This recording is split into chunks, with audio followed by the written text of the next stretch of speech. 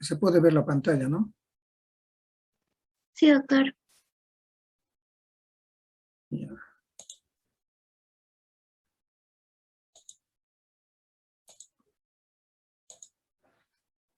Sí, correcto. Los pares craneales tuvieron a lo largo de la historia de la medicina distinta nomenclatura. Galeno describió 7 pares craneales. Leonardo da Vinci también tuvo su clasificación. Y esta última clasificación de 12 pares craneales lo ha realizado un médico, un neuroanatomista alemán que se llamaba Samuel Thomas Sommering, era un alemán neuroanatomista y médico. Él describió los pares craneales de acuerdo al origen aparente, de acuerdo a la salida o a la entrada de los pares craneales al sistema nervioso central. Esto es muy importante. Los pares craneales jóvenes que son motores salen del neuroeje, ¿ya? Son motores. Y los pares craneales sensitivos entran al sistema nervioso central. Otra vez, los pares craneales motores salen del sistema nervioso central y los pares craneales sensitivos entran al sistema nervioso central. Entonces, les decía, Sommering hizo esta clasificación de acuerdo a la salida o entrada, dependiendo si el par craneal es motor o sensitivo, en sentido rostro-caudal. ¿Qué quiere decir rostro? Rostro significa la parte más anterior, ¿ya? La parte más anterior. Y caudal significa la parte más inferior. Entonces, de acuerdo a la entrada o salida de los pares craneales en sentido rostro-caudal, ¿ya? Clasificó a los pares craneales como el primer par craneal que sale del sistema nervioso central es el nervio olfatorio. Le sigue un poquito más hacia atrás el nervio óptico. Más hacia atrás el motor ocular común. Más hacia atrás el patético. Más hacia abajo el trigémino. Luego el sexto par craneal, el séptimo, el octavo, el noveno, el décimo primero y el 12º par craneal. Entonces, de acuerdo a la entrada o salida de los nervios craneales en sentido rostro-caudal, es decir, de adelante, hacia atrás y abajo, es que a los pares craneales este neuroanatomista los clasificó desde el primer par craneal, que es el más rostral, hasta el 12º par craneal, que es el más caudal. Como decía uno de sus compañeros, de acuerdo a la emergencia que tienen los pares craneales en el sentido rostro-caudal. Si quieren, de acuerdo al origen aparente que tienen los pares en sentido rostro-caudal. Este es un dato interesante, porque se clasificó a los pares craneales en 12 y cuál fue el motivo de esta clasificación. Y hasta el día de hoy, ya van a ser casi 200 años que seguimos nombrándolos de esta manera. Hoy día vamos a hablar de este primer par craneal, el nervio olfatorio, pero un poquitito vayamos viendo también como dato de interés estos pares craneales que los hemos visto. El primer par craneal que entra al cráneo, porque es un nervio sensorial, entra al cráneo por la lámina cribosa, como vamos a ver enseguida. Luego está el motor ocular común, luego están el nervio óptico, luego los oculomotores, trigémino, etcétera, etcétera, hasta llegar al 12º par craneal, que es el hipogloso mayor. Lo mismo, nervio olfatorio, nervio óptico, motor ocular común, etcétera, etcétera. Hoy día hablamos de este primer par craneal, una clase cortita, el nervio olfatorio. El nervio, jóvenes tienen que aprender pares craneales.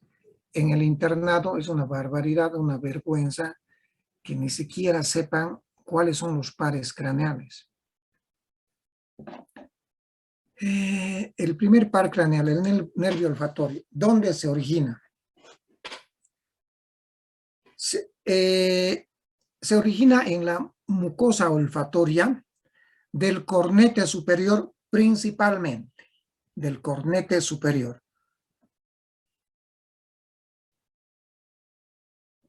Aquí se encuentran la primera neurona olfatoria. Pero, si bien es cierto, el origen principal está en la mucosa del cornete superior, también las primeras neuronas olfatorias nacen en la mucosa del techo de la cavidad olfatoria, en el techo de la cavidad nasal, si quiere, en el techo. Y otro lugar es en la cara interna del tabique en su parte superior, del tabique nasal en su parte superior. Entonces, en estos tres lugares se origina el nervio olfatorio, las primeras neuronas olfatorias. Como están viendo acá, estas neuronas olfatorias que nacen principalmente en la mucosa del cornete superior, sus axones se dirigen hacia arriba y van a ingresar al cráneo, a través de unos hoyitos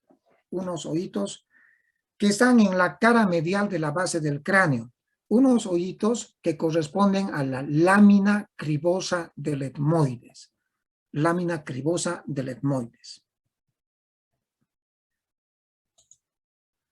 Aquí vamos a ir viendo poco a poco.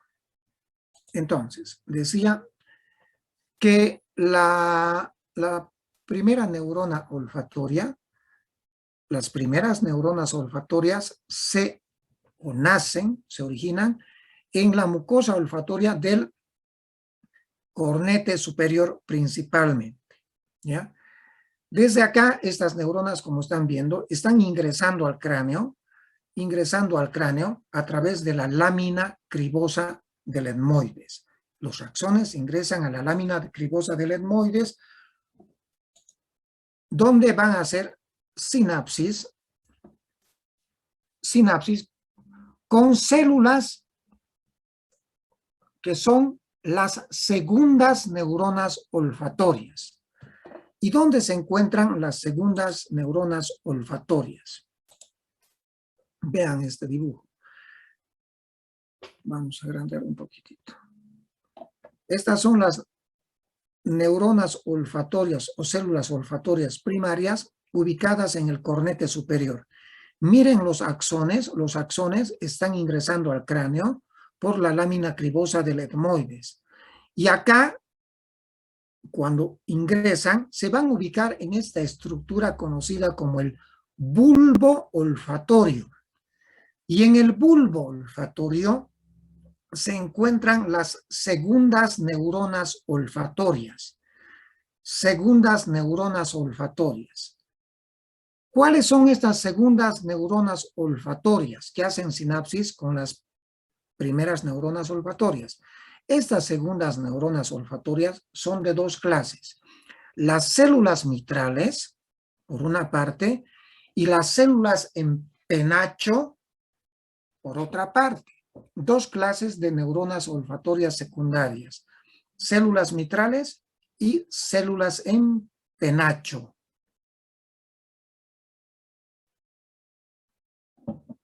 Miren, después de hacer sinapsis estas segundas neuronas olfatorias, se dirigen hacia atrás, sus axones se dirigen hacia atrás, ubicándose en la cintilla olfatoria. Hacia adelante se llama bulbo olfatorio y hacia atrás se llama cintilla olfatoria. Cintilla olfatoria.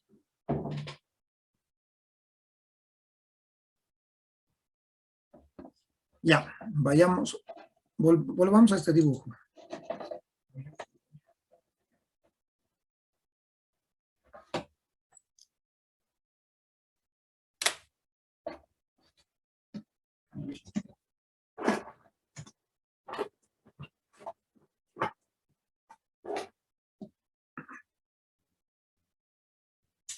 ¿Se puede entender, jóvenes? ¿No?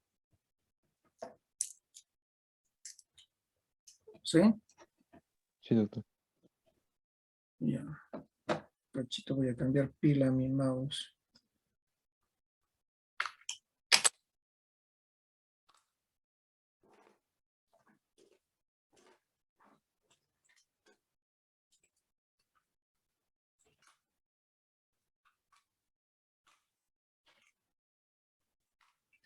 Y para ir adelantándonos, jóvenes, el día jueves pueden pasar en otro horario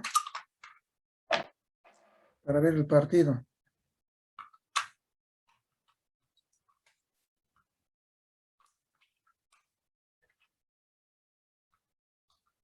¿Pueden o no pueden? ¿En qué horario podría ser, doctor? Sí. Podría ser de 2 a 3, ¿pueden?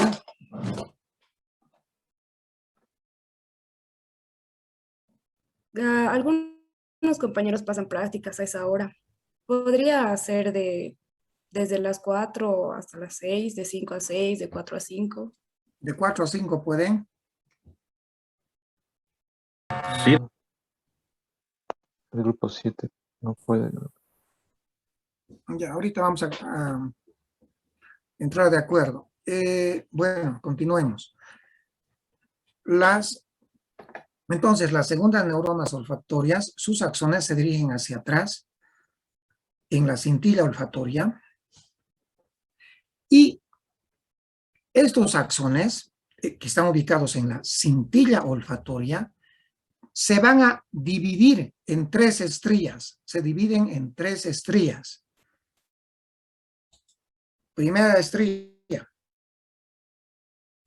la estría olfatoria,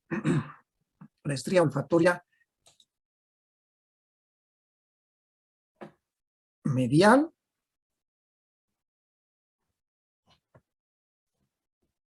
la estría olfatoria medial, la estría olfatoria intermedia y la estría olfatoria, esta última, llamada la estría olfatoria externa o lateral. Vayamos viendo primero las dos primeras. La estría olfatoria medial, esta que están viendo acá. La estría olfatoria medial, quiere decir que va a ir hacia la línea media. ¿Dónde va a ir a terminar? Va a ir a terminar esta estría en la cara interna o medial del lóbulo frontal. En la cara interna o medial del lóbulo frontal. La cara interna o medial del lóbulo frontal, jóvenes, es parte del sistema límbico. Ustedes saben que el sistema límbico es aquel sistema que regula nuestras conductas y nuestras emociones. Nos alegramos, reímos, nos enojamos, agredimos. Todo esto al sistema límbico, el sistema que determina nuestras conductas y emociones. Entonces, esta estría olfatoria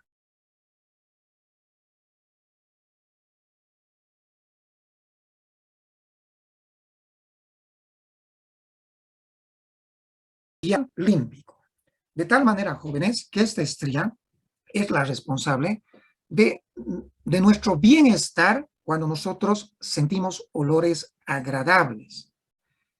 Y cuando percibimos olores desagradables, nos sentimos mal, tenemos una conducta de rechazo. Todo esto en función a esta estría olfatoria medial o interna. Esta otra estría olfatoria, la estría olfatoria intermedia, no tiene función en el ser humano, no tiene función. Termina en la sustancia perforada anterior, o llamado también espacio perforado anterior, sin funcionalidad, les decía. Y finalmente, la otra estría, la más importante, la que vamos a ver a continuación, esta es la estría olfatoria externa o lateral. ¿Y dónde termina esta estría olfatoria externa o lateral? Vean, en varios lugares como están observando. Por una parte termina en el núcleo amigdaliano. Núcleo amigdaliano. También termina en la corteza, en el área entorrenal del hipocampo. Área entorrenal del hipocampo. Y también termina en el o gancho del hipocampo. Uncus o llamado también gancho del hipocampo. Estas tres áreas que hemos descrito, jóvenes, estas tres áreas representan al área olfatoria primaria. Área olfatoria primaria. ¿De acuerdo? Es el área olfatoria primaria. En esta área nosotros discriminamos, percibimos los distintos olores que se nos presentan. Si nosotros hacemos un corte o lo desde abajo, vamos a dibujar lo mismo. Miren, aquí tenemos el bulbo olfatorio, ¿ya? Donde se encuentran las células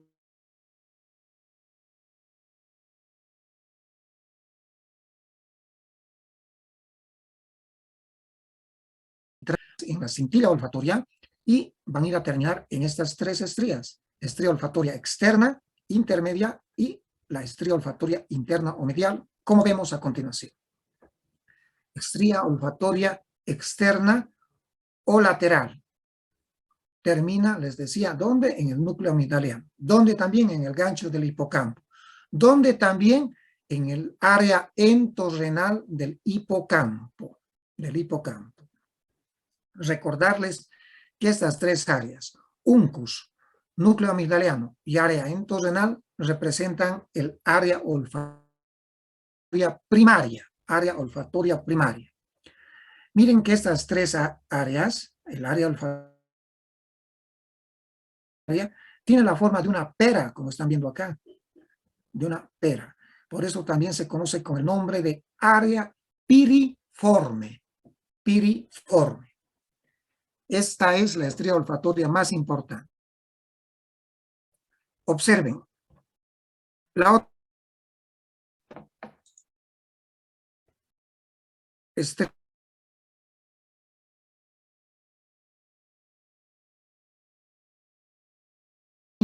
en el espacio perforado anterior o sustancia perforada anterior. Y finalmente, la estría olfatoria medial, la que tiene relación con nuestras emociones, con nuestras conductas. Vean, por favor, ¿dónde termina?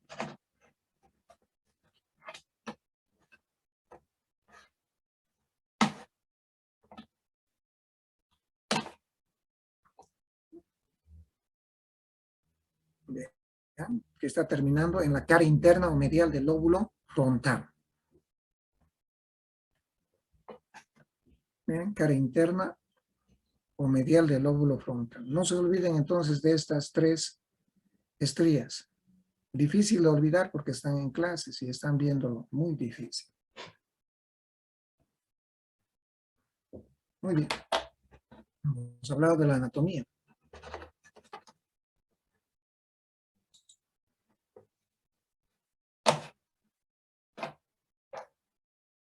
Bien, vamos a dar algunos datos clínicos respecto a este nervio. ¿Este nervio se puede lesionar? Sí, se puede lesionar. ¿Dónde? ¿En qué circunstancias? Lo más frecuente, lo que nosotros todos hemos pasado, hemos experimentado. Resfríos. Cuando nos resfriamos, ¿qué hacemos? Lesionamos la mucosa olfatoria. Y al lesionar la mucosa olfatoria, pues, ¿qué vamos a describir clínicamente? ¿Qué vamos a tener? No vamos a sentir los olores, hiposmias, anosmias. Al respecto, recuerden también que cuando apareció el COVID, lo primero que se describió fue esto, ¿no es cierto? Cuadros de hiposmia o anosmia. Y hasta el día de hoy, una de las manifestaciones de este virus es la hiposmia y la anosmia. ¿Por qué? Porque se daña la mucosa olfatoria. El traumatismo encefalocraneano puede lesionar el nervio olfatorio, sí, jóvenes, puede lesionar. ¿Y de qué manera puede lesionar? Vean.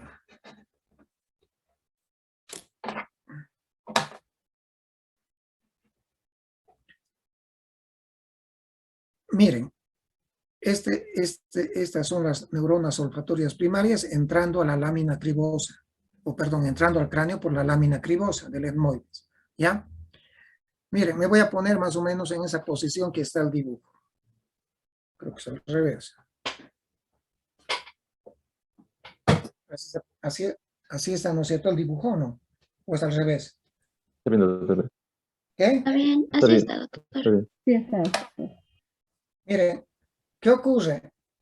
Los traumatismos encefalocraneanos, cuando el mecanismo es un golpe, por ejemplo, estando en una movilidad, ¿ya? Y el paciente sufre un golpe, choca contra el parabrisas, ¿no? Y vuelve hacia atrás, en ese movimiento que se llama, ¿cómo se llama, jóvenes? De aceleración y desaceleración.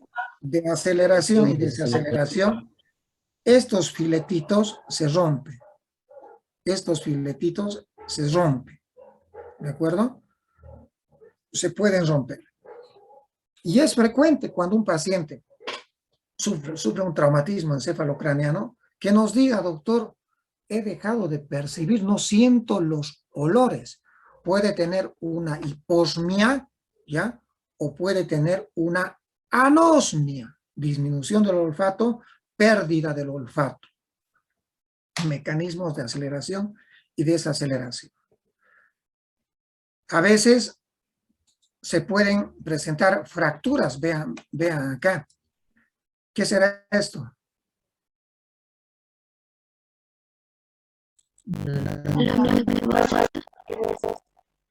Pues las fracturas del compartimiento anterior de la base del cráneo pueden también estas fracturas pues lesionar la lámina cribosa del etmoides. Entonces, cuando hay fracturas de la lámina cribosa del etmoides, también se pueden presentar hiposmias y anosmias. Y cuando se fractura, jóvenes, la lámina cribosa del etmoides, en muchas ocasiones, a través de esta lámina cribosa del etmoides, va a salir líquido cefalorraquídeo. ¿Por qué? Porque también se ha roto la dura madre. Jóvenes, la dura madre está bien pegadita a la lámina cribosa del etmoides. Está bien adherida, bien pegada. De tal manera que cuando se fractura esta lámina cribosa del etmoides, también se desgasta, se rompe la dura madre. Y la manifestación constantemente acá es la rinorragia. Entonces, ya sea con fracturas o sin fracturas, cuando existen mecanismos de aceleración y desaceleración, se puede dañar los axones de las neuronas olfatorias primarias, produciéndose hiposmias o anosmias. ¿En qué otras circunstancias también se puede dañar? Los tumores que se ubican en la parte anterior del cerebro, en la base del lóbulo frontal.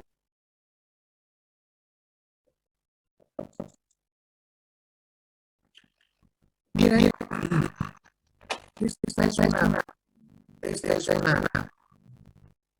resonancia magnética En las prácticas ya les enseñan a ustedes a que describan cuál es el lado derecho y cuál es el lado izquierdo. Siempre les digo, ustedes hagan cuenta que están mirando arriba, están parados y el paciente está recostado. ¿Ya? Y si está recostado, ustedes, ¿qué van a decir? ¿Este es el lado derecho y este es el lado izquierdo o al revés? ¿Qué lado es este?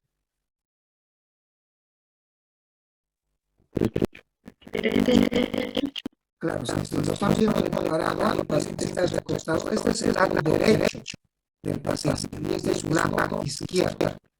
Su lado izquierdo. ¿Ya? Ya.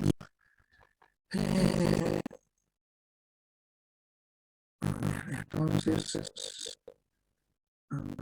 este es el lado derecho, el lado derecho, y este es el lado izquierdo para que recuerden. Ya. Se presenta un tumor, vean, en corte sagital, en resonancia, en la base del lóbulo frontal. ¿Pueden ver el tumor, no? ¿Se ven jóvenes? Sí, usted ve. Ahí está el tumor.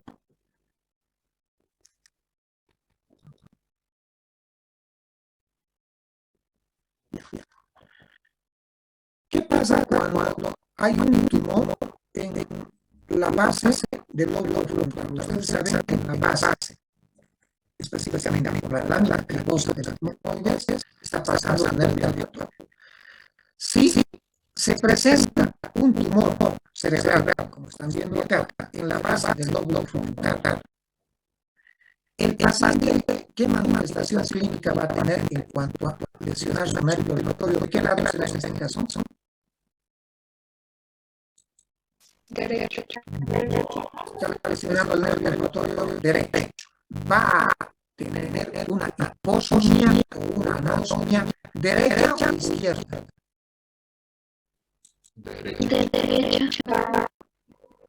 Derecha. Vamos aprendiendo que todos los pares craneales son ipsilaterales, menos el cuarto, como vamos a ver más adelante. El paciente va a tener una hiposomia o anosmia ipsilateral. Tumor derecho, entonces es hiposomia o anosmia derecha. Bien. Voy a agrandar un poquito. Entonces, para esto voy a tener que borrarla porque no puedo agrandar. Ya. Voy a agrandar.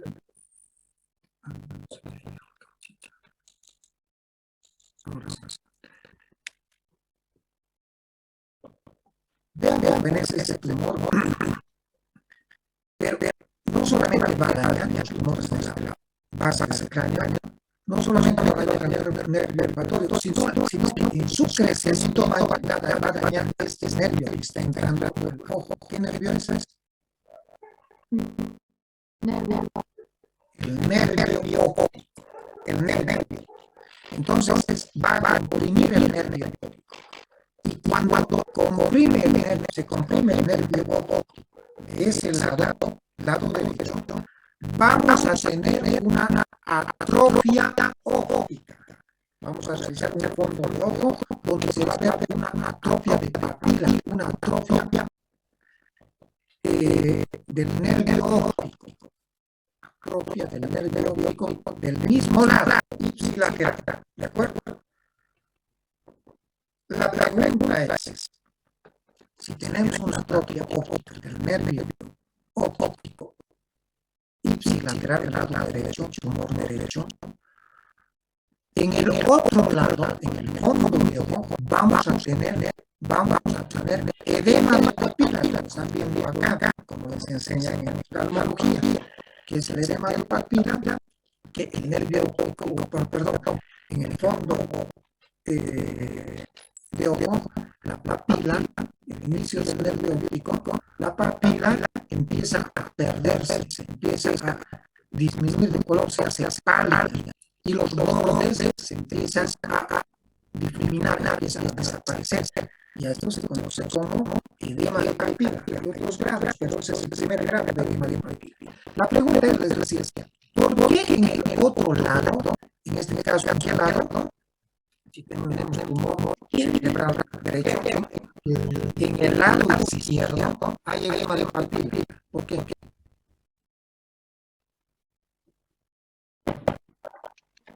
Podría ser doctor por el aumento de presión endocrinal provoca tumor. Correcto. ¿Por qué ese temor? Miren, pues, es grande. Está generando un síndrome de hipertensión dentro de todo el cráneo. Dentro de todo el cráneo. Y como ustedes saben, en el síndrome de hipertensión endocrinal que hay dolor de cabeza, náuseas, vómitos y edema de papila. Correcto. Entonces, ya saben qué hay en qué consiste esta triada, ¿no? Atrofia óptica ipsilateral, hiposmia o anosmia ipsilateral, más edema de papila contralateral, se conoce como el nombre de síndrome de Foster-Kennedy. Síndrome de Foster-Kennedy. Un síndrome clásico de la neurología, el síndrome de Foster-Kennedy. Muy bien, que también, ¿a qué nivel también se puede dañar el nervio olfatorio? En el lóbulo temporal. ¿Qué representa el lóbulo temporal en cuanto a anatomía? ¿Recuerdan? Les decía a ustedes, ¿qué es? ¿Qué relación tiene el lóbulo temporal con el nervio olfatorio?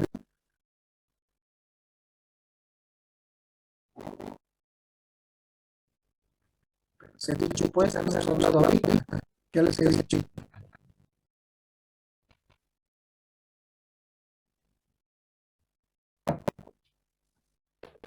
Ninguno. ¿Qué les he dicho? El auditorio primario. En el lóbulo temporal, específicamente, hongos,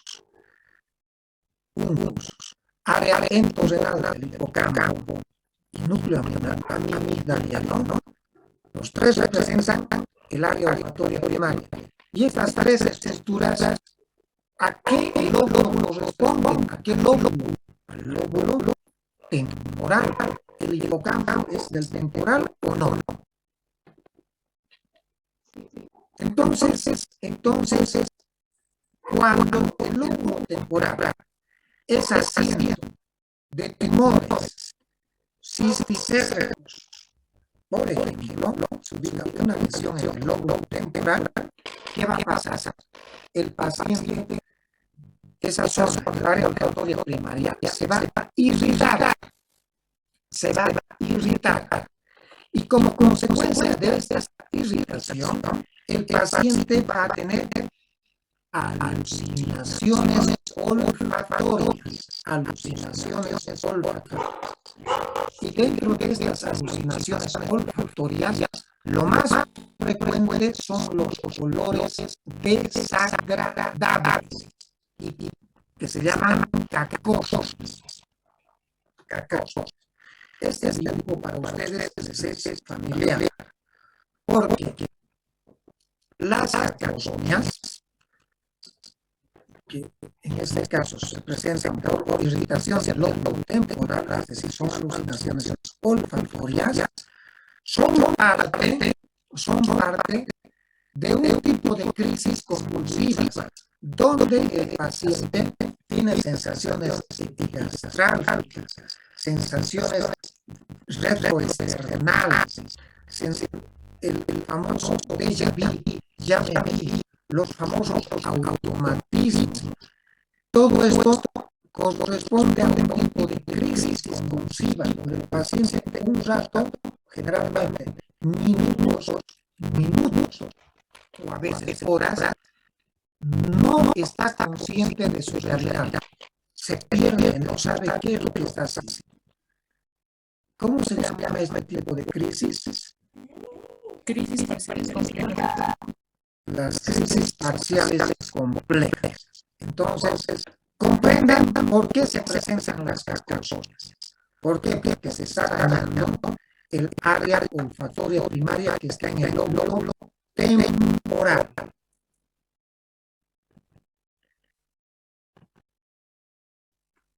Ponemos en este perro.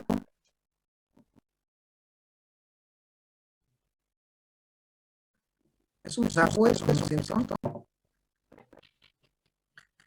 Tal vez no lo conocen este, es el Bloodhound, y este lo conocen, ¿no?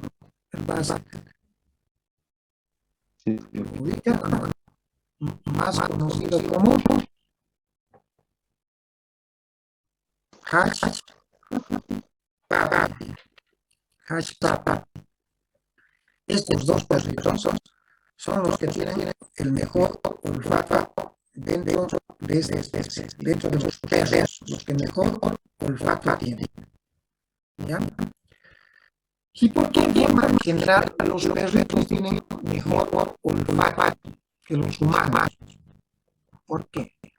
Porque en los perritos jóvenes las células olfatorias primarias, la mucosa olfatoria, no solamente está en el cornete superior, sino está prácticamente casi en toda la cavidad nasal. Está en los tres cornetes, cornete superior, medio, inferior, los tres cornetes, está en todo el tabique nasal, prácticamente en toda la mucosa nasal.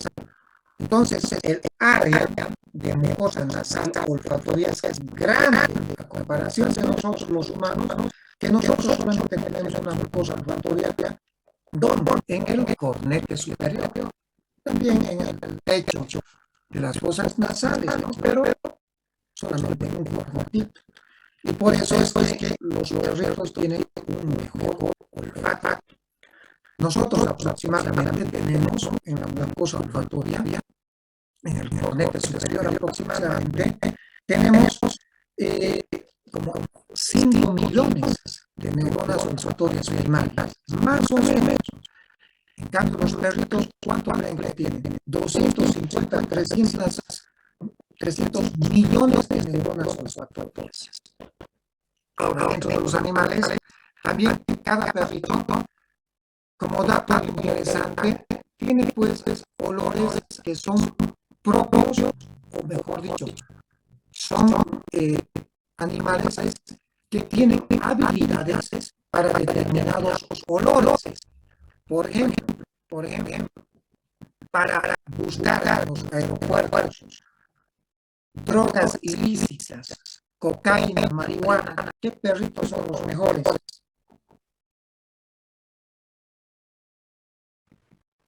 los pastores alemanes, Los pastores alemanes. Ustedes han visto en los aeropuertos. La policía siempre anda con sus pastores alemanes.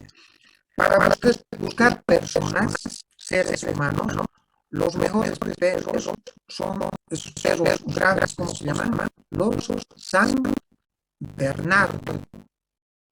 Esos son los que mejor detectan a los seres humanos.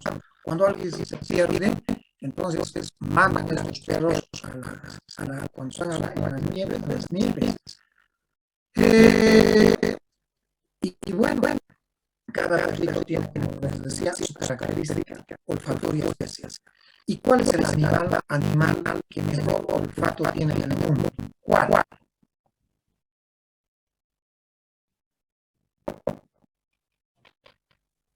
¿Saben o no? el tiburón, doctor. No.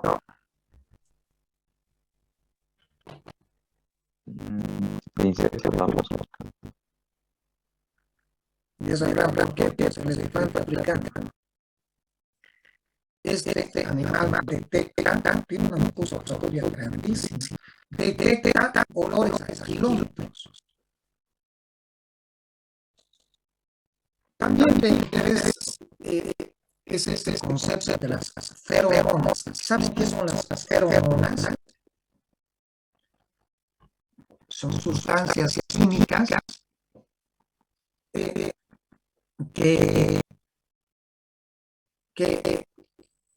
desprenden, que producen los seres vivos,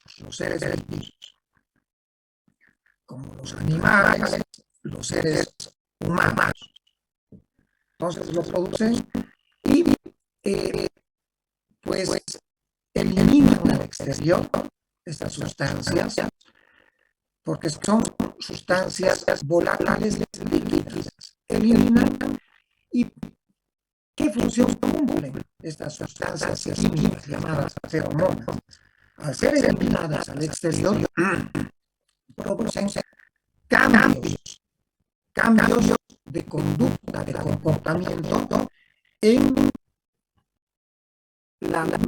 las personas o animales que están en su entorno, pero de la misma especie. Si son feromonas, entonces producirán un comportamiento también en los animales.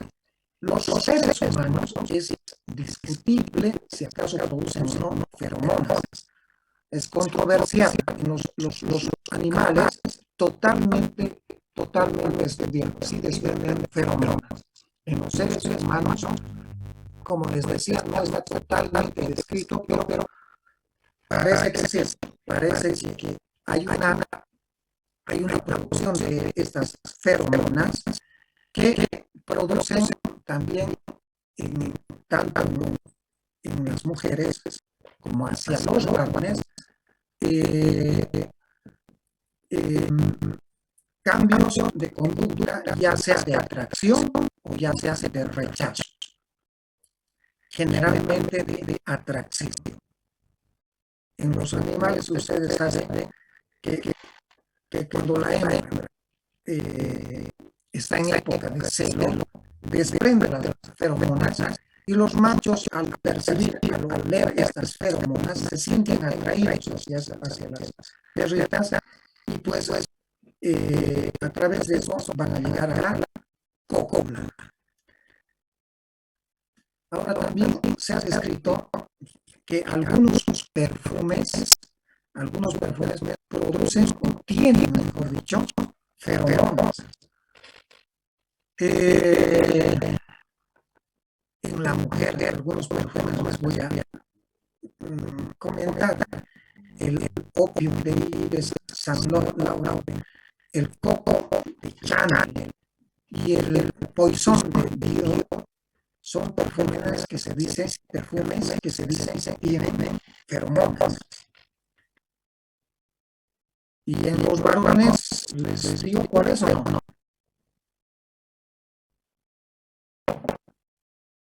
¿Quieren saberlo?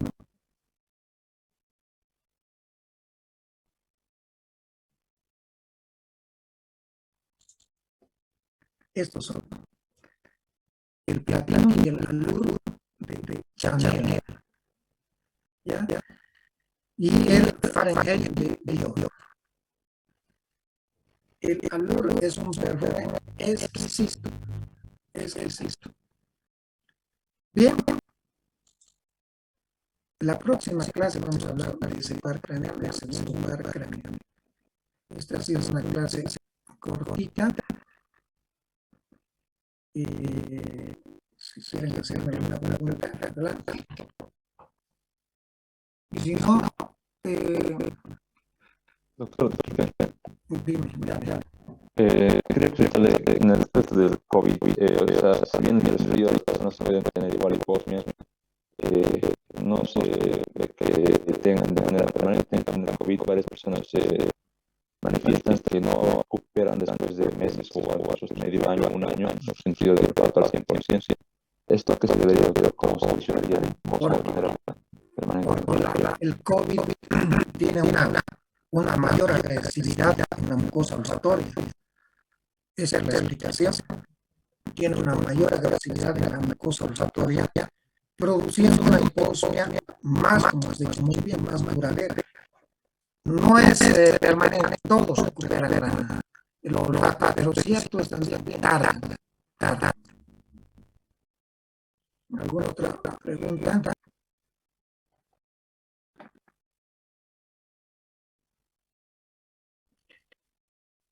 Ya, jóvenes, ¿cuándo vamos a pasar clases? ¿Qué día puede ver? Mañana a las 2 de la tarde pasan clases. Pasamos clases, doctor.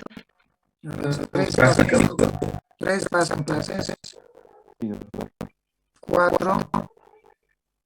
Sí, a las 6. Ya, lo que podemos hacer entonces es lo siguiente. Pasar mañana. Mañana yo tengo práctica. Pasaríamos una media hora con los alumnos y pasaríamos con ustedes a las 7:30. ¿Está bien? Mañana es miércoles. Sí, doctor. Ya. 8:30. Sí, es de 7:30 a 8, y un poco más largo es la clase. Mañana, por favor, asistan a clases jóvenes, porque yo soy el bioóptico y a mí me encanta la bioóptica. Ya, les voy a hacer un repaso de todo lo que se enseña en oftalmología. Y no se falta, es una clase que es bien práctica y también de ahí nacen preguntas para los exámenes. Entonces, no se pierdan, por favor, entonces mañana, déjenme ver, que sea mejor, a ver, déjenme ver, 8 menos 20, ¿de acuerdo? Cenen más temprano, y nos vemos a las 8 menos 20, ¿de acuerdo? Doctor, disculpe, perdón, doctor. Mi grupo pasamos clases de práctica de 8 a 9. Claro, Me acuerdo de mi reunión. Ahorita tengo de 8 a 9 de nefrología. nadie pasa de 8 a 9, tampoco no te inventes. No, es doctor, ahorita mira, ustedes si tengo ya práctica. Tengo unos 2 compañeros que nos conversan conmigo. Y se me hace Y el tomado para Carmen. ya, entonces vamos a hacer una cosa. El día jueves nos vemos a la 1. Sí, doctor. Está bien, doctor. Ya, jueves entonces a la 1 de 1 a 2. ¿De acuerdo? De acuerdo. ¿Listo? Chao, jueves nos vemos. Buenas noches. Hasta luego. Hasta luego.